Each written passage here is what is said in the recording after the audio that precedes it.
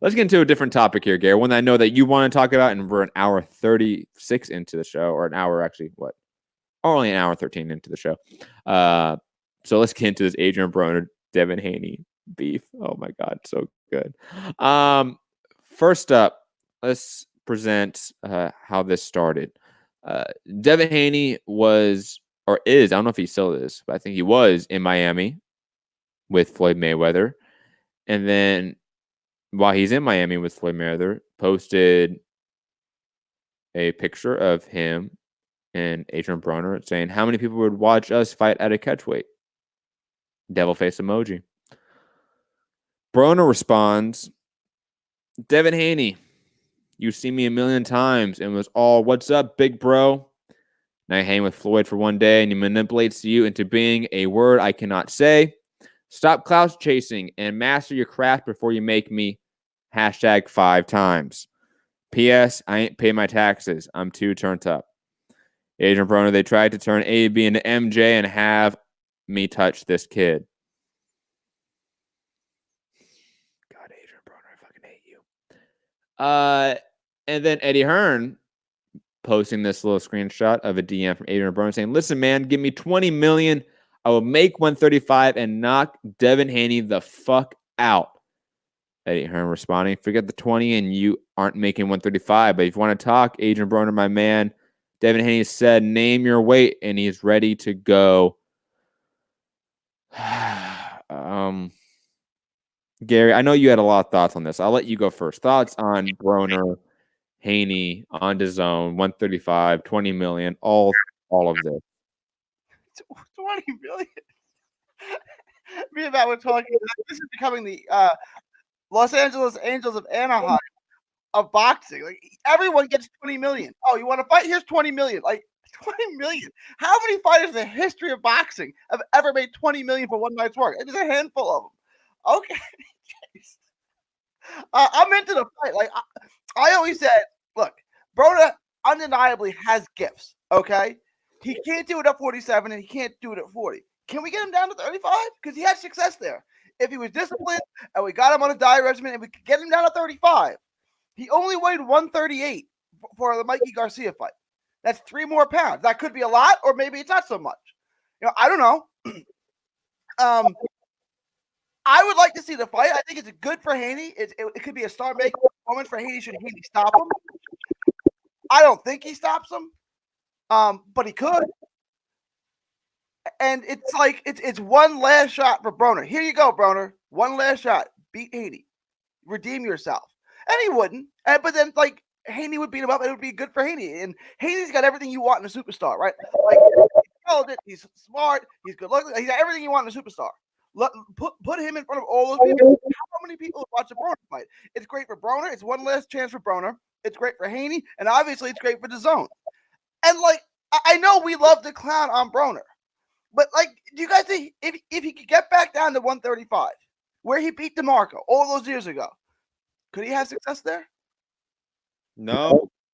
Why? No. Adrien Broner loses to everyone in the top 20 at 135, 140, and 147 right now. 40 and 47, I agree. At 35, can he be a top 10 guy? No. Can he beat Gamboa? Yeah, coming off the Achilles. Could he beat Fortuna? No. Okay. I don't think he could beat Fortuna. Just being honest. Not anymore. I'm talking about a guy that doesn't fight anymore. I'm talking about a guy that can't make that weight. No, I don't. No. Even if he did make the weight, I don't think he would come in any sort of healthy shape. No. Adrien Broner is now at a stage where he's used in some fashion for these types of fights. You want to get Devin Haney over with a guy like Adrien Broner, who's kind of like a Miguel Cotto level star. Like Adrien Broner could have been doing pay-per-views for a long time and been, doing 250,000 buys plus. You honestly could. Like I'm shocked they haven't used him more for pay-per-views, but that's beside the point. I get why he's in these types of fights, but he's only in these types of fights to lose. Because he is no longer what he was. And even when he was what he wasn't that great. I mean, he was a guy that barely scraped by Paulie Malignaggi. Like he's a guy that barely scraped by Adrian Granados. You know what I mean? Like he's a guy that has never been the best in any division ever. Bastard J. Oh my God. I love it. Dude, so many trolls in the chat right now. Scott Brown earlier said, Golden Boy's next star is Hector Tenahara. I laughed my ass off when I saw that. And Faster J is saying Adrien Broner beats Virgil Ortiz. Look, he doesn't. And that's sort of indicative of where Adrien Broner's at. So, Gary, I know you're interested in the fight. I'm interested in it from like a car crash perspective, right? Like for those who don't understand the analogy, like people will stand there and watch a car crash happen because it's like they're just the horrific intrigue, so to speak, of it. Like that's kind of what I have with any sort of Adrien Broner fight moving forward. That the sort of morbid curiosity of what is happening. You know, like oh shit, it's an Adrien Broner fight. Let's see what bullshit happens here. Almost like hate watching, similar to like the YouTube fights. Not the same. It's not one-to-one analog, but YouTube fights. I kind of hate watching with the morbid curiosity of like I want to see what bullshit happens. I want to see what happens so I can make fun of it. And that's kind of what I'm curious about with Broner moving forward. Gary. Again, I don't think Broner could beat Haney. I don't think he could beat TFE, and obviously he couldn't beat Lomachenko. What are the other names at 35? But like, I don't know. Campbell. I don't think he could beat Campbell. It's gonna be tough, right? But like, if he's gonna have another run, it can only be at 35. And I'm not saying that he can, but I'm saying his best weight I thought was 35. That's true. His best weight was at 35. Was he good enough at his best weight to beat these top guys? Nope. Not the top, right? But like anyone below the top, like I said, could he be a top 10 guy? All right. The top 10 guy probably can't be the 1, 2, and 3 guy, but he's gonna be really competitive with everybody else. So I don't know. Cool. You know, like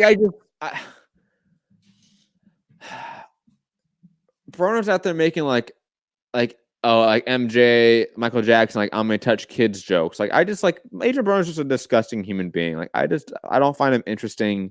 I don't find him entertaining. Like again, I hate watch the guy. I watch him to make fun of him. I have, and also don't like rate him highly as a fighter. He's a guy that doesn't throw punches. He doesn't use his feet. He doesn't slip shots. He's a guy that just stands there with a high guard nowadays. That's what he does. He doesn't even use a Philly shell anymore. He literally just does this and just eats shots. Like, I don't want to see that. Like, no. Broner versus Jared Enos. Jared Enos would destroy. I think that's right. Like I think Jared Enos, I think Rashidi Ellis, I think those aren't top ranked guys, but like those are the guys that he should fight. Like because people will watch it, and then you get to have your star shine. You know, Enos, Virgil Ortiz. Like if they could get not your star shine, your prospect shine. Your prospect to shine, right? I think that's good. I think people are still going to tune into Broner because they like to see him get beat up. It's like if we can get Margarito to come back, let's put Margarito in the ring. People love to watch Margarito get beat up. But look, I'll be honest here. I'd rather have Devin Haney fight someone that's fucking legitimate. Think about it. We're talking about a guy that hasn't fought anyone in the top 10 yet. And they go and, get a big money fight with Adrien Broner and, shrink him down to 135 or catch rate of 140 or 144, whatever it is, and go beat him up because you can do that if you just throw enough hands. I mean, well, cool, I guess, but like I want you to fight legitimate competition now. Haney, you got a belt. Now you're a champion in recess because you're in injury. Like, so are you not going to fight the Campbell Fortuna winner and just fight Broner? Like, I don't want that. Do you want that, Gary? Like, I'd rather have Haney out there fighting top 5 competition, top 10 competition. And Broner doesn't really fit that right now. Just from me, as a hardcore, Yes, I'd rather have him fight someone in the top 10 at 135. To make him a star, which he could be a star. Like, we're talking about superstars. Who could be the next superstar? It could be Haney. Broner makes more sense because Broner, it's going to put more eyes on it if it's Broner, and then he's going to beat Broner up. Like, I don't want to. It wouldn't be the first fight I would make, although I'm okay with the fight. You know, it's good. It's good for Haney. It is like there's going to be more eyes on it than him beating up on. If he fought Ricky Burns, what would bring in more eyes? Ricky Burns or Adrien Broner? Look, I understand the argument that obviously Adrien Broner has more money. I made that argument already.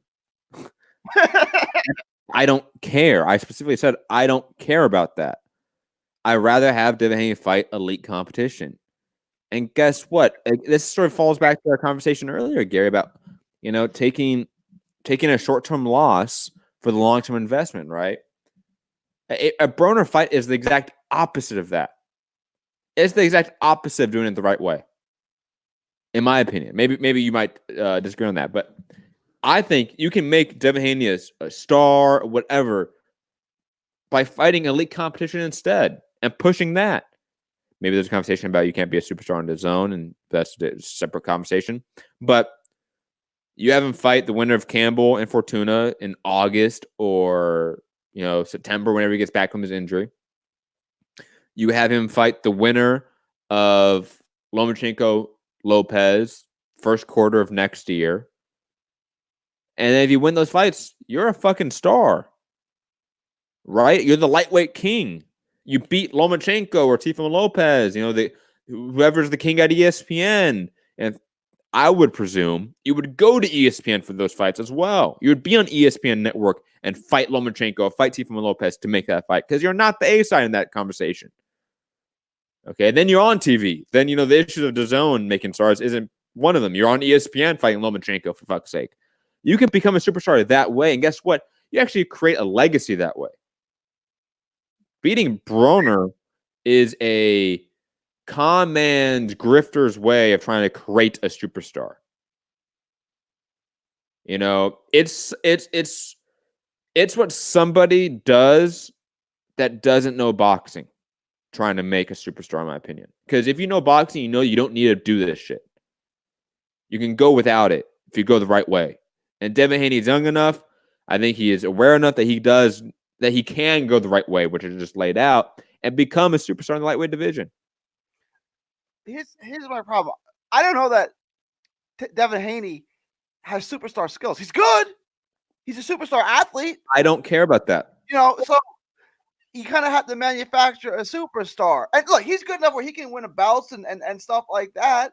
I don't think that's true, Gary. I don't think you need to manufacture him in a way like Ryan Garcia, for example. He's better than Ryan Garcia. You know what I mean? Like, I don't think it's out of the question that Devin Haney beats the winner of Campbell Fortuna. No, it's not out of the question. He could. Like, I'd probably actually pick him to win that fight. I would pick him to figure it out. He's young enough. He's improving fight to fight. He's going to figure it out. I'm picking the youth there. Now, Lomachenko is a different story, but like I stated with Canelo, look, if you have a big enough base, and Devin Haney does, Devin Haney is well-known enough already. Okay, the guy gets featured on TMZ and Shade Room all the time. The guy is well-known enough. Okay, that if he bounces back from a Lomachenko loss and, then takes a Broner fight, or then takes whatever, right, then has his path back to relevance, he's still fine. He can still be a superstar. So why not go the right way first? So if he beat Campbell or Fortuna, let's say, I'm picking Campbell to win that fight, so let's go with Campbell. And Teofimo, I'm playing what if here. Teofimo beat Loma. You could have those guys square up at 21, 22 years old. Like, you know what? Much fun that would be. Like, this is, that's just going to be the first chapter. And they're going to meet again at 140. And, like, they're going to meet again and again. Like, you have with those guys young, but you can have a lot of fun with that talent and that skill for years to come. Yes. I'm preliminary pick. I'm picking Teofimo Lopez to beat Lomachenko. You put Teofimo Lopez versus Devin Haney on ESPN. Put it after some sort of football game, a basketball game, Heisman Trophy Award, whatever it is. I don't care. Super Bowl, whatever it is. Like, that's the fight you make. Maybe it's the Super Bowl of 2021. You put that card that week in Miami or whatever, some bullshit. You put that on Super Bowl ads and make it the week after. I don't care. That is the fight you make. And it would be massive. Like you said, Gary, it's one of those that is the first chapter because they're so young. And because of their size, they're going to grow into 147 and finish out their rivalry there, in my opinion. And that is a true path to superstardom. You can do that. You can push the buttons, man. We've seen it done. Like I said, HBO pushed the buttons for Manny Pacquiao to be a superstar. Plus, he won great fights, had great fights, but they pushed the buttons to make him a superstar. If ESPN, DAZN, Fox, whoever, if they want to push buttons to make someone a superstar, they can definitely do it. Let's not be ignorant here.